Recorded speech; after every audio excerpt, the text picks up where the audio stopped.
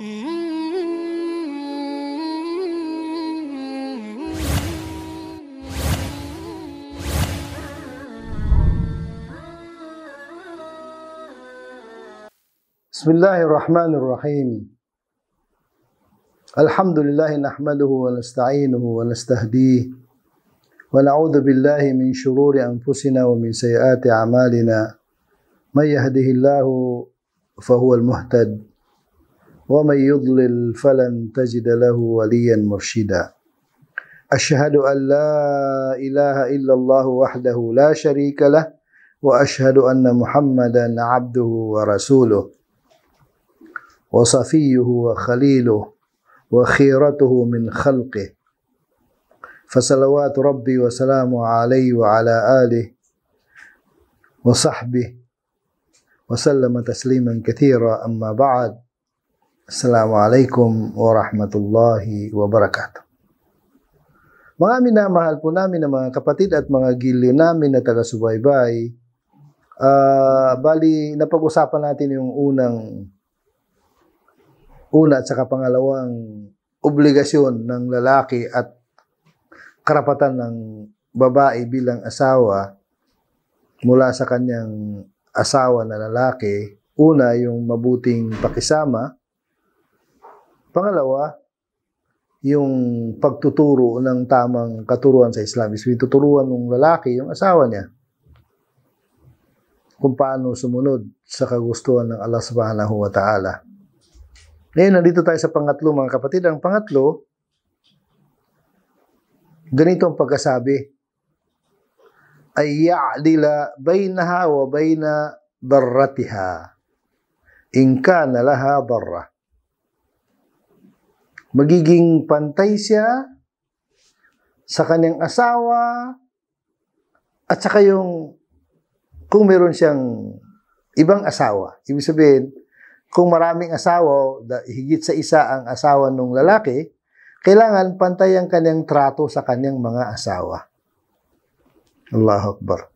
Ito'y dapat talaga na, sabihin, hindi malabag ng lalaki yung pagiging pantay sa kanyang mga asawa kung marami siyang asawa. Ngayon, sanang dapat maging pantay ito, ipapaliwanag natin, mga kapatid. Unang-una, bibigkasin natin yung aya, babasahin natin yung aya na nasa Suratun Nisa, aya number 3. Ganito ang sinabi ng Allah, ba'a'udhu billahi minasyaitanir rajim. Fankihu ma taba lakum minan nisa mathna wa thulatha wa ruba'. Pakasalan ninyo ang sino man ang mabuting karapat-dapat sa inyo ng mga kababaihan. Sabi niya, mathna. Ibig sabihin pala, mga kapatid, hanggat maaari, kung may kakayanan ang lahat, ay higit sa isa. Kasi inuna rito, sabi niya, 2. Wa thulath, o di kaya 3. O ruba', o di kaya 4. Subalit, sabi ng Allah subhanahu wa ta'ala, fa in khiftum alla ta'dilu fawahida. Kung kayo natatakot na hindi kayo magiging patas sa inyong trato sa inyong mga asawa, ay isa na lang. Huwag na ninyong gawin 2 o 3, 4. Isa lang. Kung hindi niyo kayang maging patas. Allahu Akbar. Aw ma malakat aymanukum. Udili kaya, kung kulang kayo ng kakayanan, ay ang inyong mga alipin na babae. Palagi kong sinasabi, mga kapatid, alipin ng mga babae, noon yun, ngayon halos wala ng alipin na babae. Sabi nila sa Africa daw, meron, pero sa atin, dito sa Asia, kahit sa Europe, wala nang alipin na babae. Kasi saan nanggagaling yung alipin? Nanggagaling yung alipin doon sa mga babaeng nabihag sa labanan sa Islam, yung tinatawag na jihad. At kapag nabihag ang mga kababaihan at hindi tinubos ng kalaban, yung nabihag na kababaihan, pag hindi tinubos, magiging alipin. Yun ang ibig sabihin ng alipin, mga kapatid.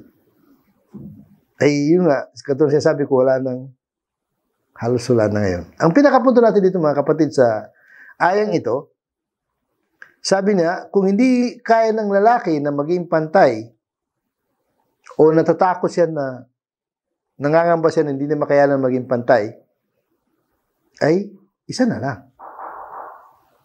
Doon sa aya na sinabi ng Allah, فَإِنْ خِفْتُمْ أَلَّا تَعْدِلُوا فَوَاحِدًا. Kung nangangamba kayo na hindi nyo kaya maging pantay, di isa na lang. Kaya lang, itong pagiging pantay ay pantay sa lahat. Sa trato, sa anuman, magiging pantay sa lahat. Maliban sa ating mga puso. Yung pagmamahal na sa puso natin, ay hindi natin kaya maging pantay silang lahat. Hindi pwede. At hindi ako nagsabi nun. Ang Allah subhanahu wa ta'ala nagsabi nun. Hindi si Badiun sa mga nagsabi nun na hindi pwede. Kaya huwag kayong mangamba, mga kapatid ng mga kabaihan, kasi yun talaga ay totoo.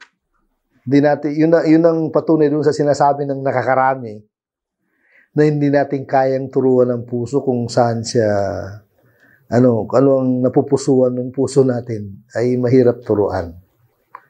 Kaya anong sabi ng Allah subhanahu wa ta'ala bilang patunay doon sa sinabi natin? Sabi niya, walan tastati'u an ta'dilu bainan nisa'i walau harastum.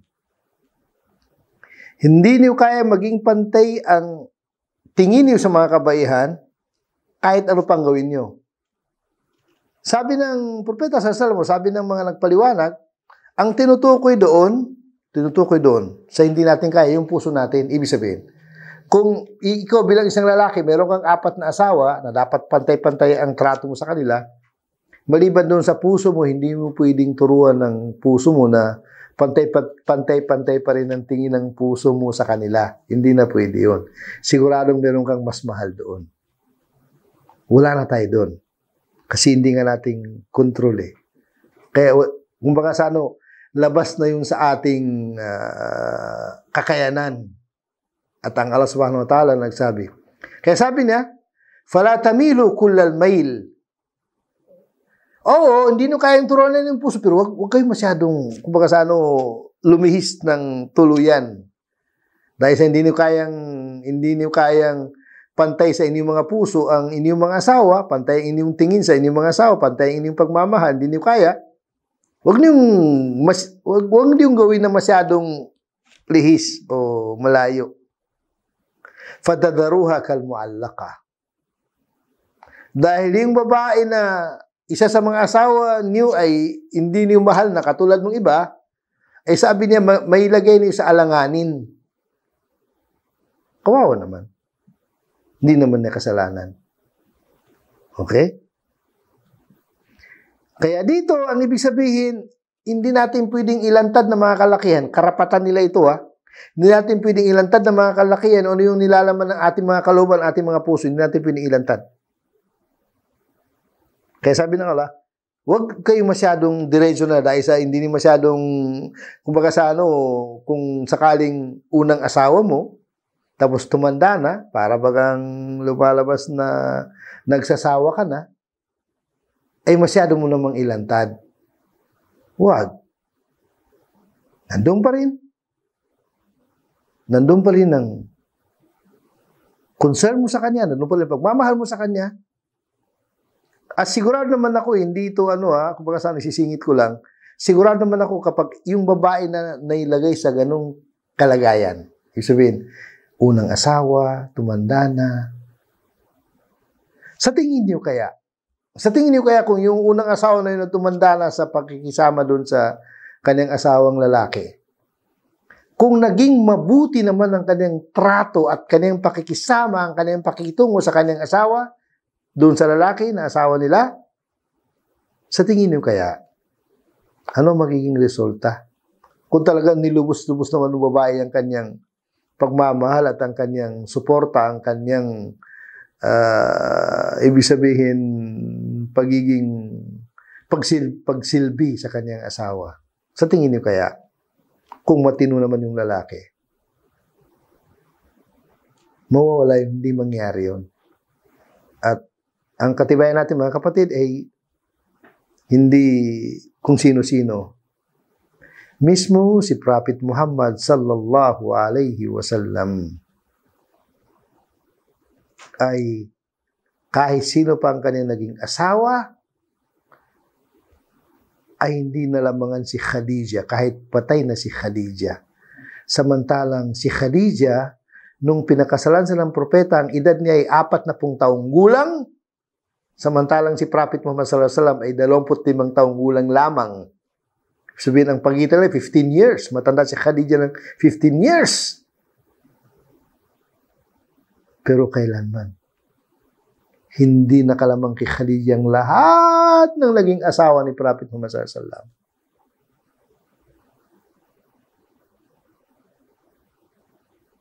Allahu Akbar. At ano ang katuwiran ng Propeta sallallahu alaihi wasallam? Sa mga katuwiran niya, marami siyang katuwiran, pero yung mahalagang katuwiran, sabi niya, wasatni binafsiha wa maliha. Kumbaga sa ano, sinuportahan niya ako, siyempre sa pagiging propeta ni Prophet Muhammad sallallahu alaihi wasallam at sa lahat, mismo sa sarili niya, binafsiha, wa maliha, at saka yung kayamanan niya. Si Khadija kasi mga kapatid, ang isa sa pinakamayaman na babae sa Makkah, ay sabihin natin, inubos niya ang kanyang kayamanan para suportahan si Prophet Muhammad sallallahu alaihi wasallam sa da'wah, sa Islam.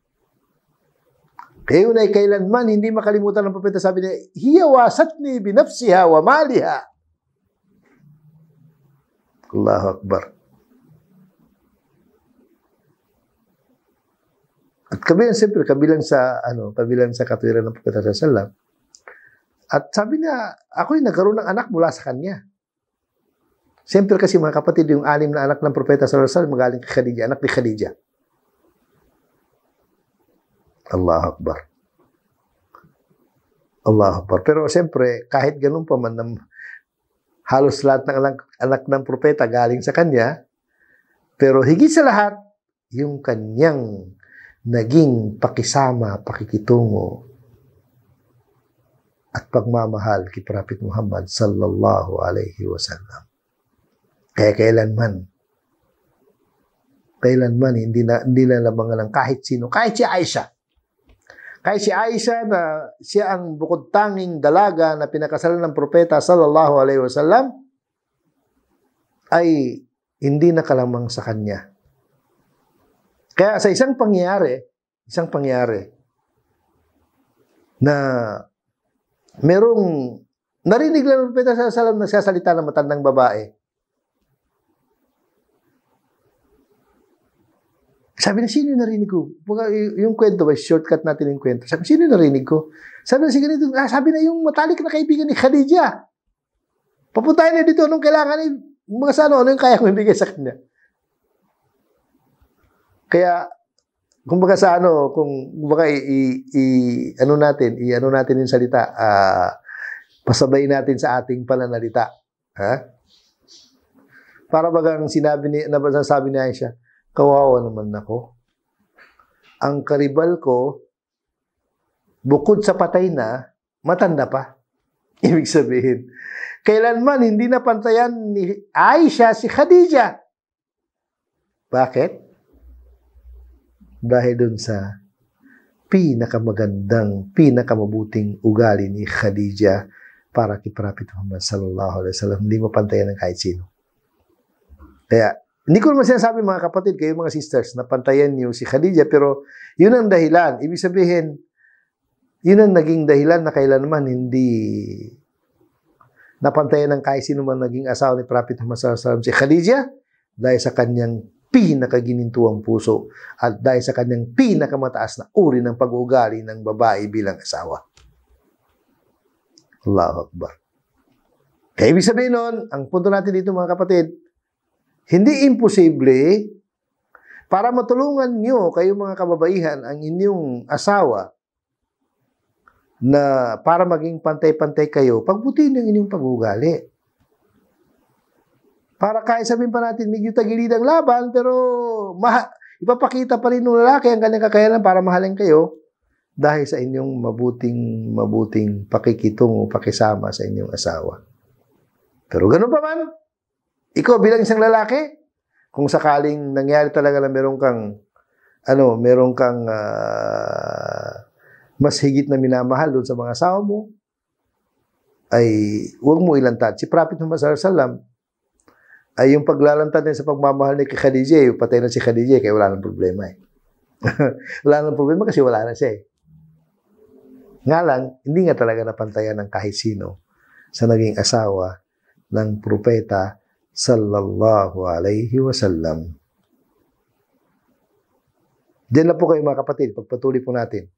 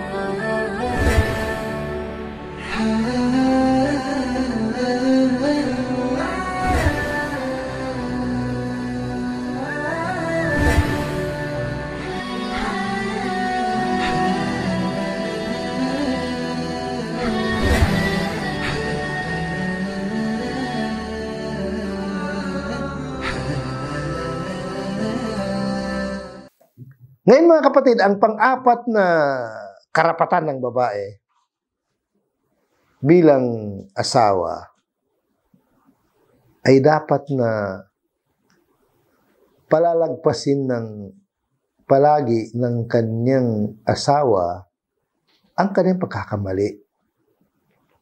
Okay? Minsan kasi may pagkakamali at may kasalanan. Medyo may pagkakaiba ang kasalanan sa pagkakamali. Kaya kahit tayong mga kalakihan, huwag tayong masyadong nakatutok dun sa ano man ang ginagawa ng asawa natin. Konti pagkakamali lang, nag-alburuto na tayo. Hindi. Karapatan nila yun na palalagpasin natin yung kanilang mga pagkakamali. Sabihin natin, nagmadali sa pagluto, ay medyo kulang yung tubig, hindi masyadong luto yung kanin. Kaya mo na yun. O nagmadali, maring meron sa pinapanood na nagustuhan niya. Napadami yung asin, kaya naging maalat. Palagpasin mo. Ibig sabihin, pwede kang una-una, ganito kasi mga kapatid eh. Hindi ko kayo tinuturuan masyado kasi baka may mga experience pa kayo sa akin, pero ganito kasi ang tamang paraan. Pag nagkamali ang asawa mo, ugali kasi ng Arabo ito na mabuting Arabo, sabihin, khair inshallah. Mabuti lang, okay lang, parang gano'n ba? Di ba natin kaya yun? Na imbis na magalit tayo, sabihin, mabuti, okay lang. Walang problema. Pagkatapos, kung merong pagkakamali talaga na kailangan ituwid, saka mo na lang ituwid kapag tahimik na ang panahon. Ha? Kapag medyo okay na, medyo nakapagpahinga ng lahat, saka mo ituwid. Hindi yung kaagad. May ugali kasi ang tao, lalo na tayo mga kalakihan, pag nagkamali isang tao, itutuwid natin at magsalita tayo kaagad ng minsan mga masakit na salita, mabigat na salita. Yun ay sa Islam hanggat maaari ay iwasan natin.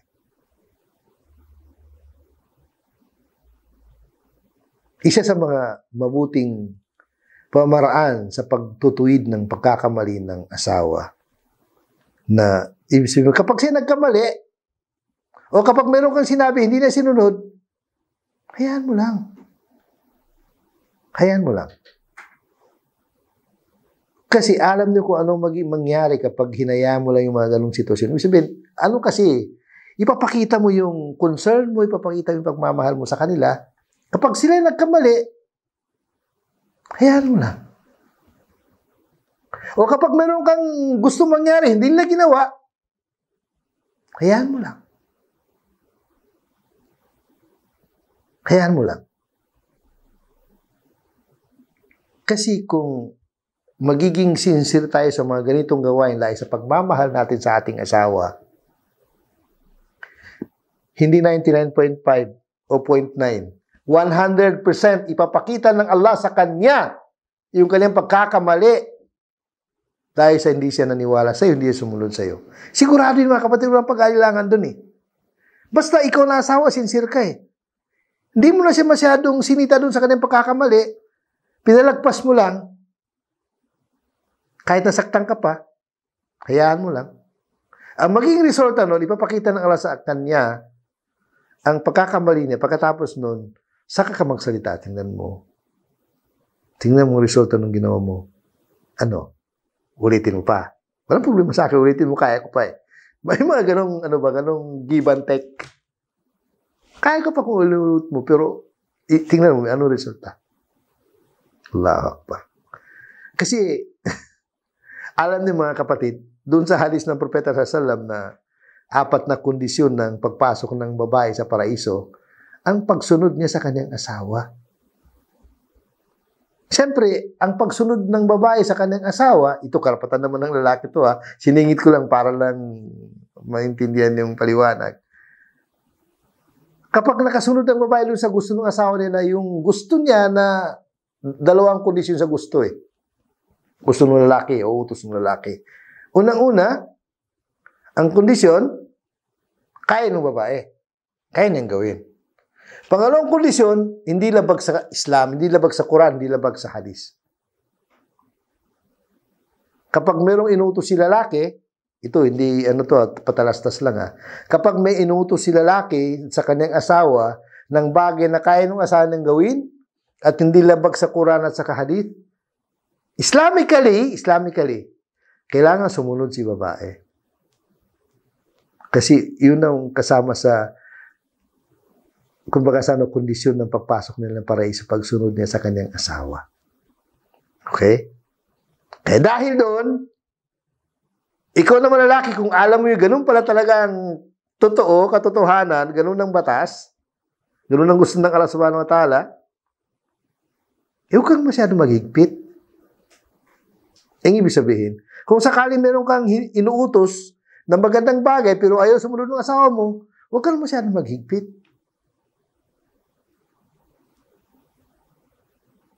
Huwag kang masyadong maghigpit.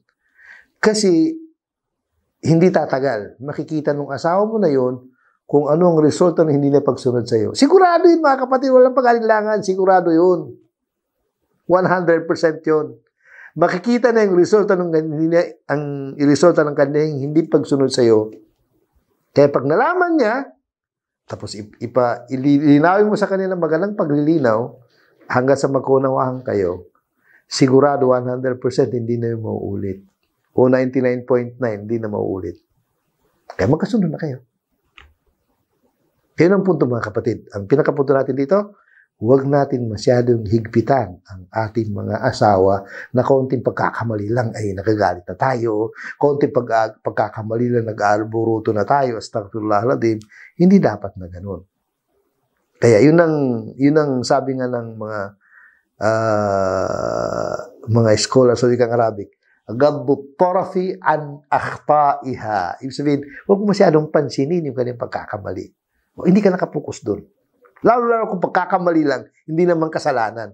Iba kasi yung pagkakamali, mga kapatid, iba yung kasalanan. Siyempre, doon sa kasalanan, gumagawa siya ng kasalanan, hindi tayo pwedeng tumahimik doon. Sabihin, kapag nakagawa ang asawa natin ng kasalanan sa Allah subhanahu wa ta'ala, hindi tayo pwedeng tumahimik. Hindi pwede. Yun na, walang gaddut taraf doon. Hindi mo pwedeng baliwalain. Halimbawa, yung misis mo, palagi na lang hindi nakapagsala ng sabihin natin ng asar dahil late na siyang nagluto ng tanghalian, ay napagod siya pagkatapos natulugan niyang asar. Halimbawa lang. Hindi tayo pwede tumahimik doon. Kailangan talaga sitayin natin. Pero yung pinakatamang po, marami pa rin ng pagsita. Kailangan matuto kayo magdawa kahit sa asawa lang ninyo. Kailangan matuto kayo magdawa, magpaliwanag ng Islam kahit sa asawa lang ninyo, sa mga kapatid niyo, sa mga anak niyo. Kailangan matuto tayo. Lahat tayo kasi ang Islam, hindi naman ibig sabihin nun, ang magpapaliwanag lang yung nag-aaral sa university, kahit hindi ka nag-aaral sa university. Ipaliwanag mo lang pinakatamang paraan ng pagpapaliwanag yung kaya mong ipaliwanag. Allahu Akbar. Kaya, yun ang sa pamaraan, ibig sabihin mga kapatid, doon sa pananahimik natin, doon sa kanilang pagkakamali, ay kung nagkamali naman sila, tingnan mo natin yung kanilang nagawang mabuti. Ibig sabihin, ibabalansin natin yung nagawa nilang mabuti at saka yung pagkakamali nila. Allahu Akbar. Sa ganung paraan, Allahu Akbar, yung pagbabalansi natin doon sa kanilang mga nagawang mabuti at saka nagawang pagkakamali. Minsan, kung paminsan-minsan na nagkakamali, kadalasan naman, tama naman ang kanyang ginagawa. Huwag tayo masyado magipit. May mga tao kasi na minsan mahigpit sila doon sa makamundong bagay na pagkakamali, pero hindi sila mahigpit doon sa pagkakamali sa Islam. Iba yung pagkakamali sa Islam kasi pagkakamali sa Islam na halimbawa yung mali, kapag naulit-ulit na hindi na mali yun, makasalanan na yun. Kasalanan na yun. Ang ibig kong sabihin, halimbawa na lang, maraming ginawa, naglaba, nagluto, ano man ang ginawa ng asawa natin sa gabi, ay hindi nagising ng Fajr, ay maaaring wala tayo, napunta tayo sa ibang lugar, hindi nakapagsala ng Fajr. Kung minsan lang nangyari minsan, huwag tayo masyadong magigpit. Pagsabihan natin sa tamang pamaraan ng pagpapaliwanag, pero huwag tayo masyadong magigpit. Yun ang punto doon. Kasi kung hindi naman ay ginagawa ng baka minsan lang, magsasalita tayo, pero yung tamang pamaraan ng pagsasalita. Yun ang ibig sabihin na gaddu taraf anil akhta. Ibig sabihin, yung pagkakamali yun, na hindi naman, pag isa sa pagkakamali, tinuturing ng pagkakamali mga kapatid, yung mga hindi sinasadya. Kung pagkakamali sa Islam, sabihin, katulad nung hindi na nagawin ka na obligasyon sa Islam, kapag kung hindi naman madalas, kundi pa minsan lang o 2 beses, ang tawag doon, khata, pagkakamali. Iba kasi yung paggawa ng kasalanan na pagpaulit-ulit na, ay kasalanan na talaga. Pero pag yung minsan lang, ay ang tawag ng pagkakamali na pwede pang ituwid. Katulad nun, yung mga pagkakulangan na mayroong dahilan, o yung kakulangan sa pagsunod sa utos ng Allah Subhanahu wa Ta'ala dahil sa mayroong siyang dahilan, iyon ay tinuturing na pagkakamali pa rin yun. Allahu Akbar. Kaya, ano ang sabi ng propeta sa hadith?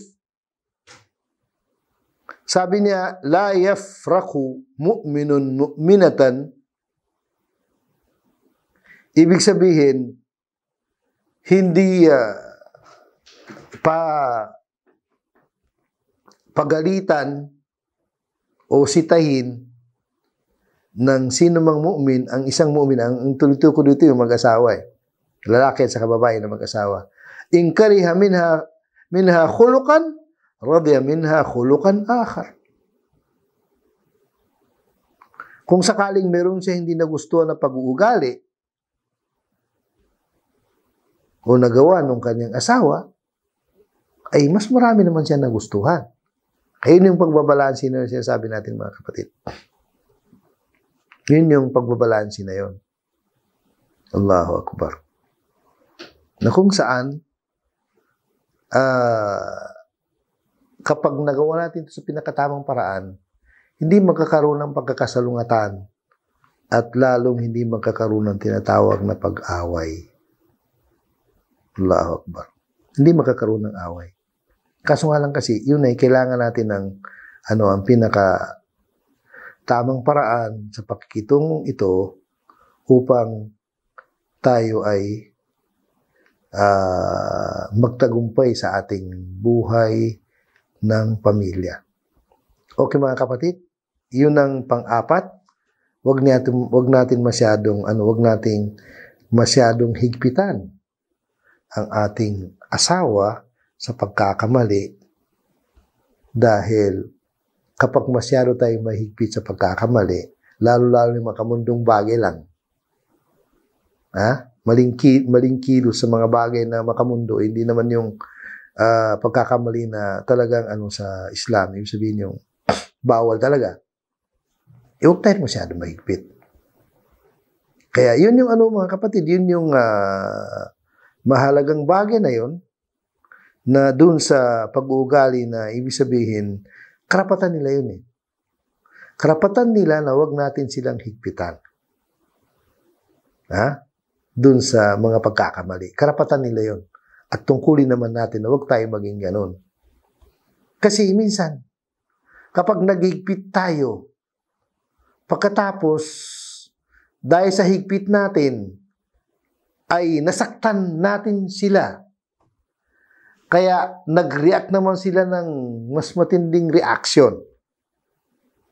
Saan pupunta yun? Pupunta sa away. Kapag napunta na sa away, ay medyo, kumbaga critical na siya. Kasi yung relasyon kapag may away, minsan, kumbaga sa sa salamin, nagkakaroon ng galos. Totoo yung mga kapatid. Although na marami pa ng pagkakataon para ituwid yung mga hindi pagkakasundo, away. Pero, ibig sabihin, hanggat maaari, walang away. Actually, meron akong kakilala na mag-asawa. Kwento nung lalaki, sabi na kailan hindi kami nag-away. Sabihin, lahat. Kailan hindi sila nag-away mag-asawa? Talagang nagkakaunawaan ng mabuting pagkakaunawaan. Siyempre, bibihira yung gano'n. Pero yun ang hanggat maaari, iwasan natin na magdudulot ng away yung ating paghigpit. Okay mga kapatid, marami pong salamat. Jazakumullah khair. Assalamualaikum warahmatullahi wabarakatuh.